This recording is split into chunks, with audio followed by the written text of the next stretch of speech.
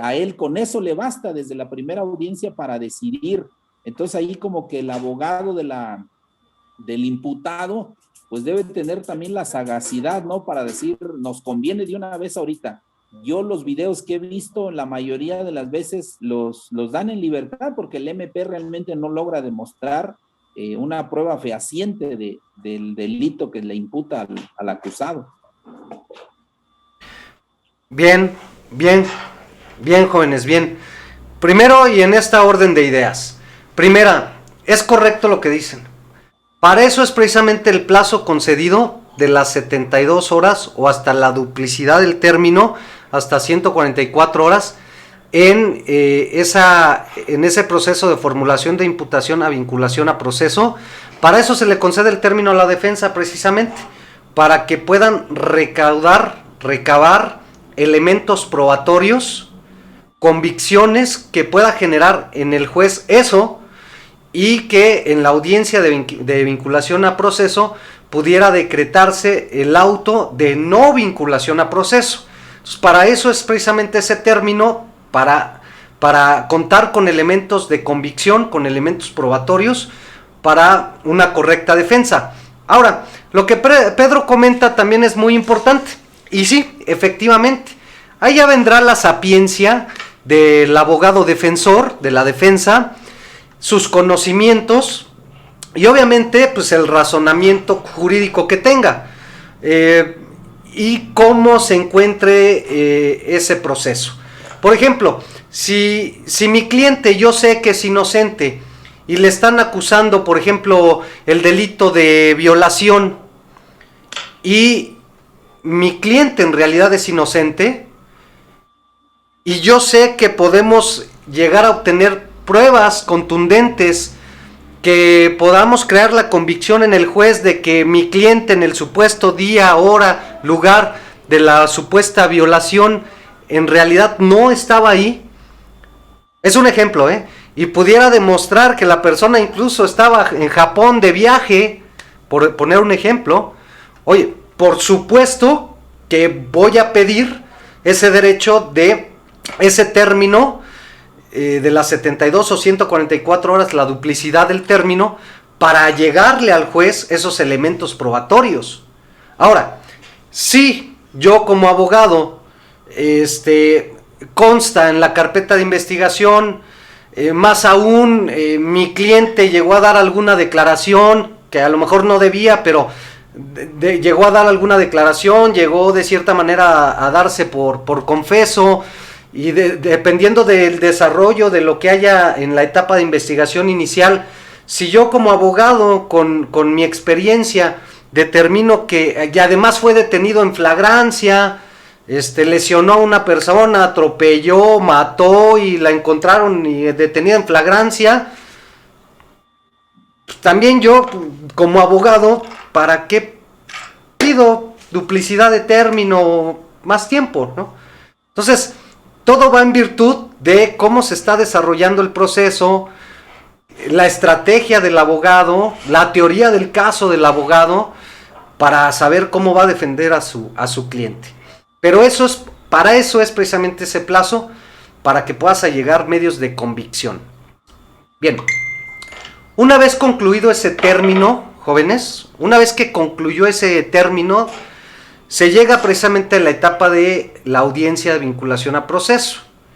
Y en esa audiencia, pues ya es cuando el juez, en base a los elementos que le hayan aportado tanto la representación social como en este caso la defensa, pues es donde el juez, apegado a la legalidad, va a determinar si se vincula a proceso o no se vincula a proceso. Entonces es una etapa muy importante porque es donde el abogado tiene la posibilidad, el abogado defensor es donde tiene la posibilidad de hacer que su cliente le sea emitido un auto de no vinculación a proceso. Entonces, eso sería muy importante. Y hay muchísimos factores, ¿no? Hay muchísimos factores a que previamente haya existido alguna falta al debido proceso, etcétera. Un sinfín de razones. Pero ahí vamos ya analizando, vamos viendo las partes, ya vimos cómo se inicia la carpeta de investigación, que tiene que existir qué, viene la etapa inicial. Ahora, ya que se desarrollan estas audiencias, jóvenes, cuando el juez determina y emite un auto de no vinculación a proceso,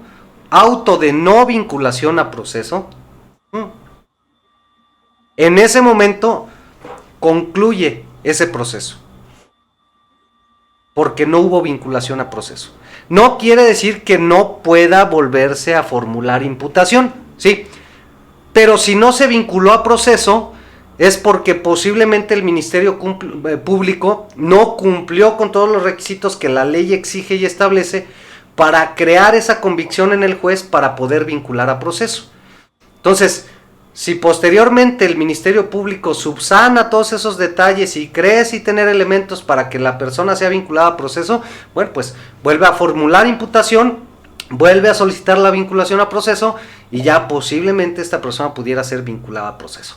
Bueno, pero entonces, ¿qué va a suceder si el juez determina emitir el auto de vinculación a proceso? Cuando esto sucede, ahí, ahorita que estamos hablando precisamente de la etapa de investigación, cuando el acusado ya es vinculado a proceso, jóvenes, ahí va a iniciar la investigación complementaria. ¿Sí? Todavía estamos en la etapa de investigación. Ya se desarrolló la etapa inicial de investigación. Cuando terminan estas audiencias, o más bien pues desde que se formula imputación prácticamente, es donde inicia la investigación complementaria. Entonces, cuando concluye precisamente la audiencia de la vinculación a proceso, el juez va a determinar, ahí sí, Pedro, el juez va a determinar un tiempo establecido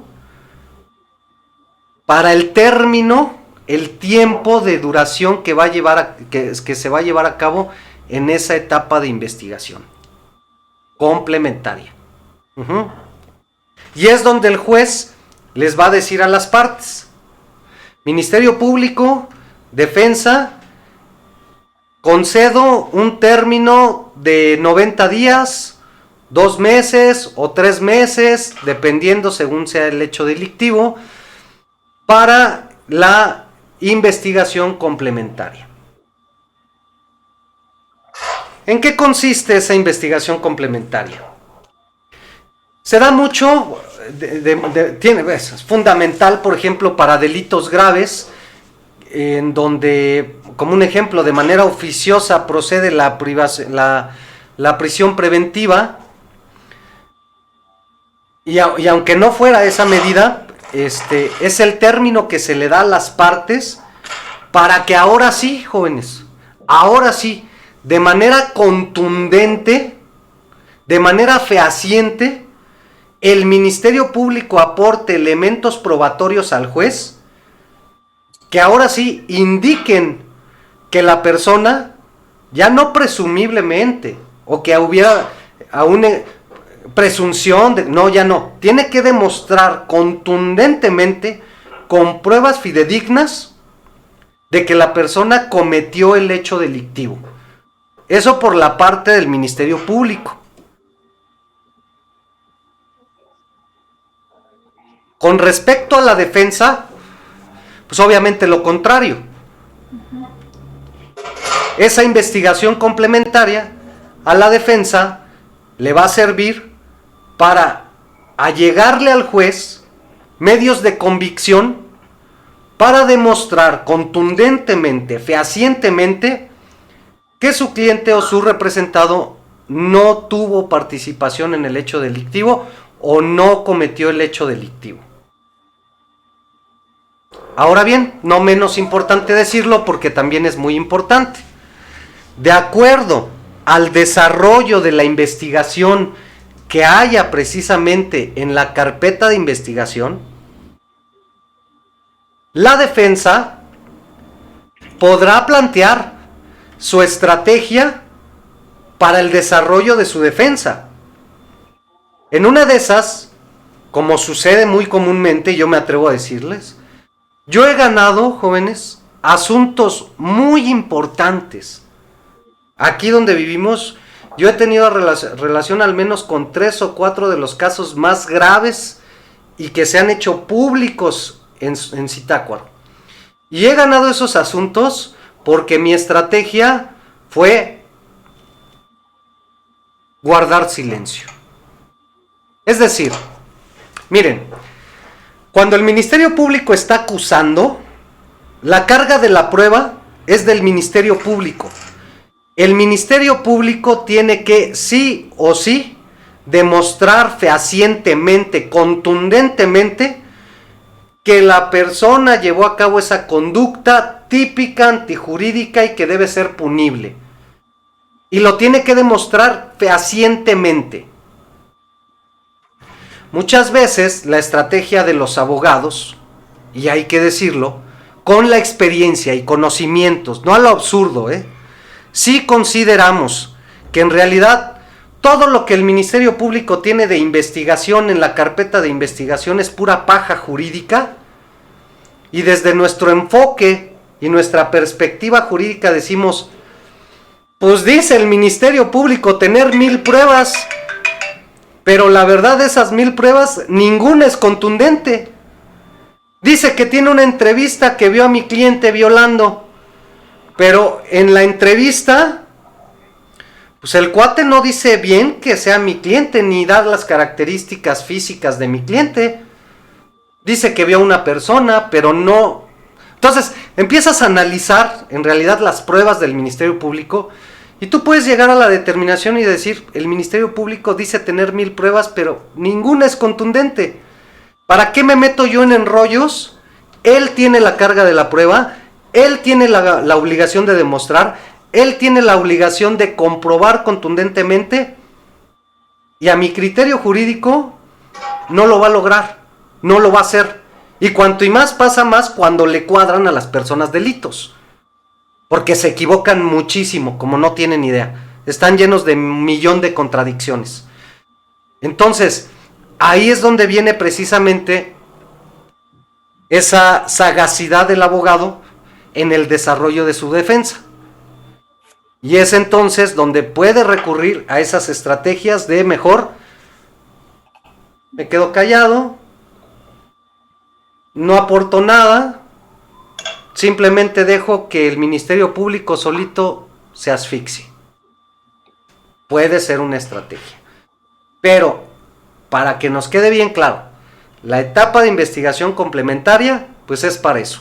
Para que ambas partes estén dentro de un debido proceso y para que ambas partes tengan precisamente ese derecho de poderle allegar al juzgador elementos probatorios que van a permitir demostrar o no la culpabilidad de la persona. ¿Sí les quedó claro? Sí.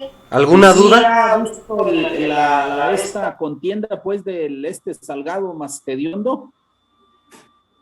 ¿Qué pasaría ahí? Realmente yo como estudiante de Derecho me pregunto, ¿qué onda pues con la cuestión?